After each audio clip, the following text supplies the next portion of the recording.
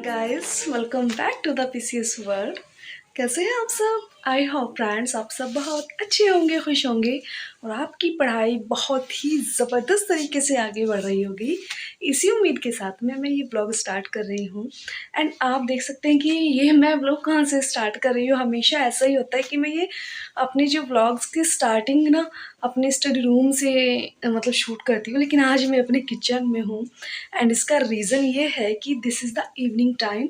And मैंने सोचा कि आज आपको अपना शाम का रूटीन दिखाऊंगी कि कैसे मैं शाम के टाइम को स्पेंड करती हूँ अपने स्टडीज़ के साथ में, अपनी बुक्स के साथ में।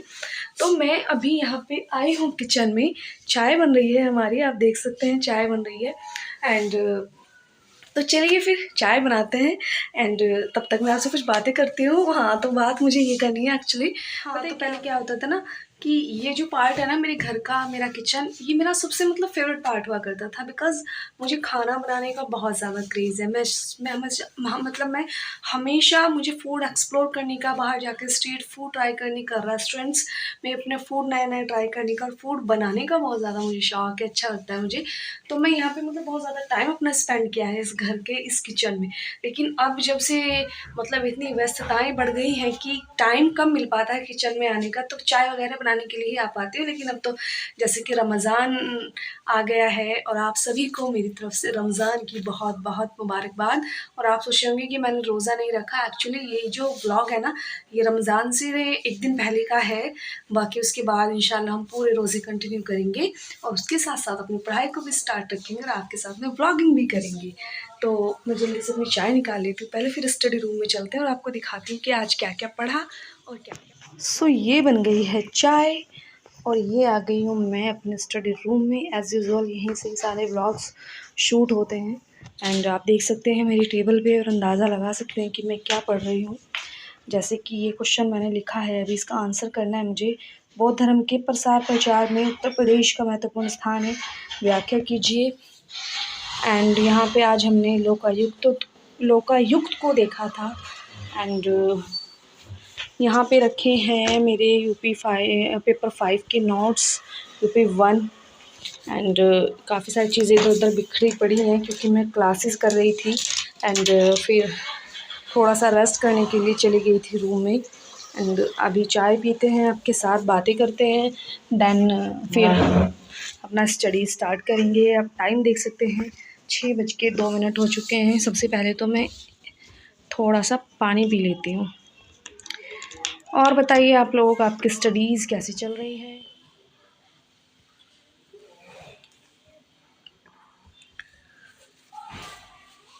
स्टडी कैसी चल रही है आप लोगों की, मुझे बताना कमेंट करके। एंड अगली वीडियो में मैं आप सभी के साथ में शेयर करूंगी कि हमें जो ये टाइम मिला है, इस टाइम को हम कैसे यूटिलाइज़ कर सकते हैं, प्री प्लस मेंस की स्ट्रेटजी कैसे बना सकते हैं ताकि हमारा प्रीलिम्स भी किसी भी तरीके से ना रुके। क्योंकि अभी कुछ लोग ऐसा करेंगे कि वो पूरा का पूरा ना फोकस कर देंगे मेंस के ऊपर, जो कि फिर से वही गलती होगी क्योंकि प्रीलिम्स निकालना भी बहुत बड़ी आर्ट है।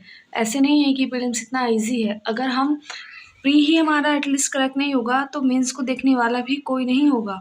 तो हमें दोनों चीज़ों में बैलेंस बना के चलना है और आरओ का भी हमारे साथ में एग्ज़ाम हमको देना है। तो उन सभी चीज़ों के ऊपर हम बात करेंगे।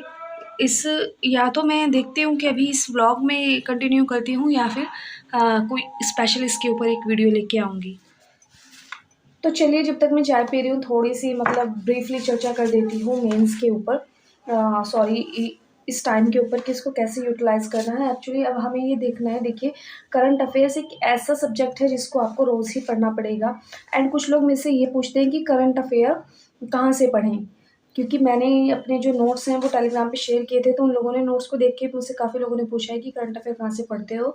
तो मैं फिर से एक बार बता रही हूँ कि मैं इमरान सर की क्लासेस करती हूँ, जो पहले जीएस वर्ल्ड पे थे लेकिन अब उन्होंने शिफ्ट कर लिया है यूपीपीएससी उत्कर्ष के चैनल पे।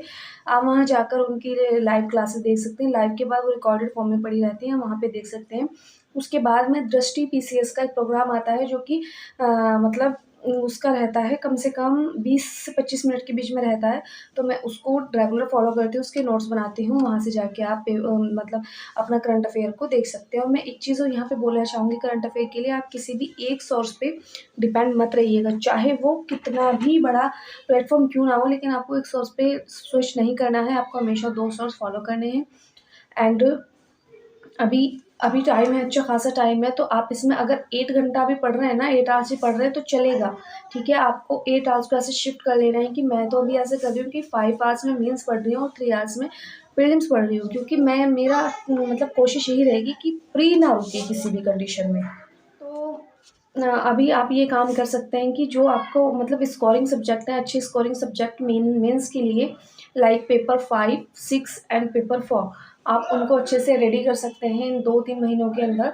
एंड उसके साथ में आप प्रीलिम्स के लिए देखिए, सबसे बड़ी चीज़, सबसे बड़ा ड्रॉबैक मानी जाएगी वो आपका, अगर आप अभी कोई भी नई चीज़ को फ़ॉलो करते हैं अपनी प्रिपरेशन में, अब मतलब प्रीलिम्स के लिए, क्योंकि मैं ये कहना चाहूँगी कि आपने जो चीज़ पढ़ी है ना, वो बेस्ट है, अपनी तैयारी पे जो है वो विश्वास कीजिए एंड उसी को बार-बार मतलब उसको रिवाइज़ इतना कीजिए कि अगर वहाँ से कोई क्वेश्चन आता है तो वो गलत ना हो। हाँ, अगर कोई सब्जेक्ट आपका मतलब कमज़ोर है, ऐसा होता है ना कि कोई सब्जेक्ट हम सब सब्जेक्ट में मास्टर नहीं होते हैं, ये ह्यूमैनिटीज़ के सब्जेक्ट हैं, तो यहाँ पे कुछ ना कुछ ऐसा होता है कि कमज़ोर होता है इंसान का। आप वहाँ पे अच्छे से काम कर सकते हैं क्योंकि हमारे पास सफिशिएंट टाइम है उस चीज़ पे वर्क करने के लिए, तो आप उस पे काम कीजिएगा एंड जो आपने पढ़ा है सिर्फ़ उसको ही बार-बार रिवाइज़ कीजिएगा। बार-बार फिर से बोलूँगी कि आप पीवाईक्यूज़ यूपीपीसीएस की स्पेशली एंड घटना चक्र को जितनी भी बार हो सके अच्छे से रिकॉल करके डाल दीजिए एंड करंट अफ़ेयर पे पकड़ बना के रखिए, तो प्रीलिम्स फिर मेरे ख़्याल से नहीं रुकेगा। किसी भी नए ये देखा होगा ना कि यूट्यूब पे, टेलीग्राम पे बाढ़ आ गई है एकदम से कि ये वाला batch, answer writing batch, mains का बैच अलग है, आरओ के मेंस का बैच अलग है, एसए का बैच अलग है और प्रीलिम्स का बैच अलग है, आरओ के प्रीलिम्स का बैच अलग है, यूपीपीसीएस के प्रीलिम्स का बैच अलग है। इसके चक्कर में नहीं फँसना है वरना फिर से वही हाल होने वाला है, बहुत बुरा। और आपने जो पढ़ा है वो बिल्कुल बहुत अच्छा पढ़ा है आपने, उस पे यकीन कीजिए, उसको बार-बार रिवाइज़ कीजिए, बस यही स्ट्रैटेजी है इन मंथ्स की, ठीक है? तो जल्दी से मैं अभी चाय पी लेती हूँ, मेरी चाय ठंडी होगी, फिर आपसे बात करते हैं। तो चाय हो चुकी है कंप्लीट एंड सॉरी फिनिश। चाय को फिनिश ही बोलेंगे, कंप्लीट नहीं बोल सकते। हाँ, चाय हो चुकी है फिनिश एंड क्या, हाँ, I want to show you my notes from through batch of GS5। तो इसका ये कुछ इस तरीके से करवाया गया है एंड मेरी 2 क्लासेस ही अभी रहती हैं कंप्लीट। एंड आपको एक और बात बताऊं मैं, जो कि हमेशा मैं दुख भरी ही बातें बताती हूँ, कुछ अच्छा तो नहीं बता पाती हूँ, और वो ये है कि कुछ तो मतलब चैलेंजेस कम हुए थे उत्तर प्रदेश के मैप को लेकर, सॉरी भारत के मैप को लेकर। अब एक नया चैलेंज आ गया है फ्रेंड्स, उत्तर प्रदेश का मैप बनाना। और ये देखो आप, कोई इमेजिन कर सकता है कि ये कोई एक सिविल सर्विसेज के एस्पायरेंट का बनाया हुआ मैप है? कैसे कैसे इजी किया जा सकता है मैपिंग को? प्लीज़ यार कोई मुझे बताओ, क्या करूं ऐसा? क्योंकि ठीक है भारत में चलता है, लेकिन अगर यूपी के मैप में शामली ज़िला नहीं होगा, मुजफ्फरनगर ज़िला नहीं होगा, मेरठ ज़िला नहीं होगा, तो मैं क्या खाक वहाँ पे अपना लोकेशन दिखा पाऊँगी? कुछ भी नहीं कर पाऊँगी मैं। खैर, यहाँ पे मुझे लगता है कुछ बेहतर बना है, पता नहीं मुझे ये बेहतर है या नहीं। यहाँ से देख के कॉपी करके ही मैंने यहाँ पे बनाया था। यहाँ सामने बना होता है ना, तो यहीं से ही देख लेती हूँ थोड़ा थोड़ा। एंड उसके बाद चैलेंजेस और आएंगे अभी, जो ही वर्ल्ड का मैप बनाना पड़ेगा, लेकिन वर्ल्ड का मुझे थोड़ा थोड़ा आता है। यहाँ से बस ऐसे ऐसे ऐसे ऐसे ऐसे ऐसे ऐसे ख़त्म। तो ये हेरिटेज आर्क का जो क्वेश्चन था उसमें बनाया था ये मैप, ये भी थोड़ा सा बेहतर है मेरे ख्याल से। एंड फाइनली कंप्लीट हो चुका है। और ये देखिए भारत का मैप कितना गंदा। तो अब हम स्टार्ट करते हैं अपना आंसर राइटिंग, जो कि बौद्ध धर्म के ऊपर है। उत्तर प्रदेश में बौद्ध धर्म कैसे कैसे बढ़ा। हालांकि सभी को पता है कि उत्तर प्रदेश में ही ज़्यादातर बौद्ध धर्म का प्रसार बहुत बड़े लेवल पे हुआ, यहीं से ही ये विदेशों में भी गया। एंड यहाँ पे उत्तर प्रदेश की कला एवं संस्कृति, एंड यहाँ है प्राचीन भारत में प्रयागराज के सांस्कृतिक महत्व पर प्रकाश डाली। ये सारे PYQs हैं। आपको अगर आपको अपनी आंसर राइटिंग को अच्छा करना है तो आपको सिर्फ यही करना है। वेट, ये ले लीजिएगा यूथ कंपटीशन का। मैं इसका कवर पेज नहीं दिखा सकती हूँ क्योंकि वो फ्रेंड्स पता नहीं कहाँ गायब हो चुका है, फट गया एक्चुअली। मैंने मतलब देखिए सिलेबस का हाल, मतलब जब मैं मेंस पढ़ रही थी उस टाइम पे सिलेबस में वो कराते थे ना कि कितना कंप्लीट हो गया है, कितना रह गया है, सब चीज़ें करके। तो सिलेबस मेरा इतनी बुरी तरीके से गंदा हो चुका है। एंड ये सारा मेरा सिलेबस कंप्लीट हो चुका है। पेपर 1 2 3 4 5 5 भी होने वाला है, 1 2 क्लासेस रह गई हैं। तो इसके बाद ना यहाँ पे जैसे यूनिट 1 का ना सारे क्वेश्चन दिए हुए हैं, UPSC हो चाहे UP PCS हो चाहे कोई सा भी PCS हो, सभी के। तो फिर मैं यहीं से मतलब मैं जैसे कि मैं क्या करती हूँ, मैंने जैसे कि 1 यूनिट पढ़ा है तो उसके बाद मैंने 1 यूनिट के सारे क्वेश्चंस लिखने की कोशिश की है। और देखिए आप जिन जिन पे टिक लगा हुआ है वो सब मैंने लिखे हुए हैं, सारे मैंने लिखे हुए हैं। आपको दिखा दूँ मैं थोड़ा सा अपना कुछ आंसर्स मैंने लिखे हुए हैं लास्ट टाइम पे। और ये इन पे मत जाना प्लीज़, ये बहुत गंदे आंसर हैं। एक्चुअली ये मेरे तैयारी का स्टार्ट था जब मैं इतना बड़ा बड़ा आंसर लिखती थी। तो इनको अगर छोड़ दें, ये सब तैयारी के स्टार्ट में ही है। जब समझ नहीं आता था तो कहानी टाइप लिख देते थे, फिर कुछ धीरे धीरे ठीक हुआ चीज़ें। और फिर मैंने बहुत सारे आंसर लिखे जो कि आंसर कॉपीज़ में ही हैं। पता है क्या, मैं कभी भी वो नहीं करती हूँ कि अपने सिर्फ पॉजिटिव जो है पॉइंट्स वही दिखाऊंगी आपको, जो नेगेटिव होंगे उनको मैं पहले दिखाना पसंद करती हूँ क्योंकि लोग ना उससे डीमोटिवेट हो जाते हैं कि पता नहीं सामने वाला कितना अच्छा कितना इंटेलिजेंट है कि वो सब कुछ इतने अच्छे से कर रहा है, हम नहीं कर पा रहे हैं। सब ऐसे ही होते हैं शुरू में यार, नहीं लिखा जाता है पता है।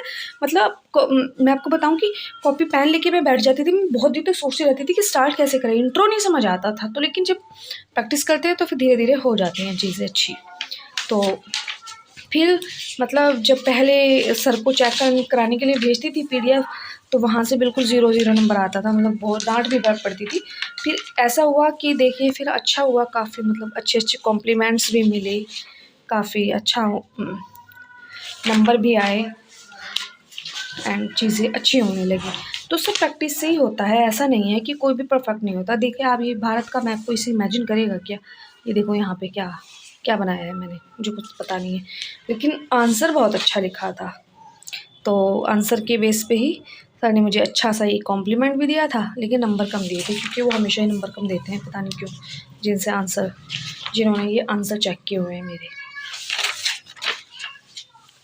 ये भी मतलब ये सब यूनिट 1 के आंसर हैं सारे, इसमें भी अच्छे नंबर आए थे।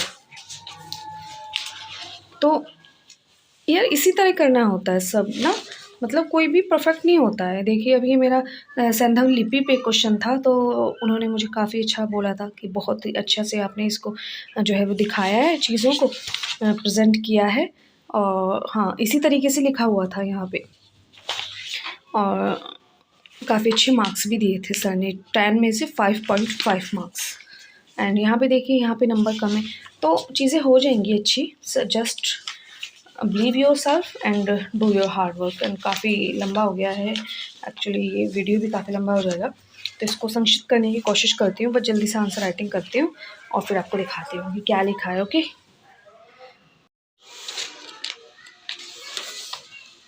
सो अभी मैं कर रही हूँ कुछ रिवाइज आंसर राइटिंग से पहले। एंड फ्रेंड्स हमारे यहाँ पे रमज़ान का अनाउंसमेंट हो चुका है, तो चलिए मेरे साथ आप ऊपर, हम पहले चाँद देखेंगे उसके बाद आके अपनी पढ़ाई को कंटिन्यू करेंगे, क्योंकि रमज़ान का चाँद देखना जो है इस्लामिक कल्चर में बहुत अच्छा माना जाता है, मतलब सभी को देखना चाहिए। तो इधर चलते हैं छत पे। सो फ्रेंड्स आप देख सकते हैं चाँद, ऐसे ऐसे ऐसे ये रहा सामने जस्ट, हाँ यहाँ पे। एंड अल्हम्दुलिल्लाह चाँद दिख चुका है और कल से इंशाअल्लाह रोज़ा होगा। आप सभी को मेरी तरफ से रमज़ान की बहुत बहुत मुबारकबाद।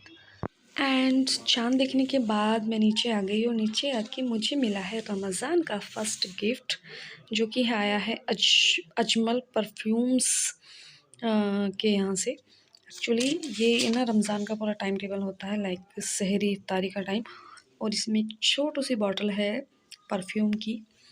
एंड ये बहुत क्यूट लग रहा है।